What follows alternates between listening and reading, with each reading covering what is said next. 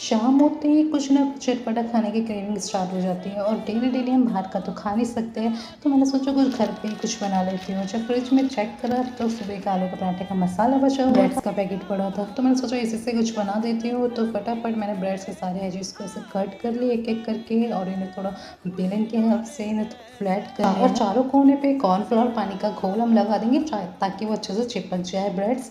और फिर मैंने इसमें मसाला जो था उसको ऐड कर और अच्छे से इसको चारों कोनों से चिपका लिया है। इसी तरीके से हम सारी ब्रेड्स वैसे तैयार कर लेंगे। इसको बनाना भी बहुत ईजी है और फिर खाने में भी बहुत टेस्टी होते हैं।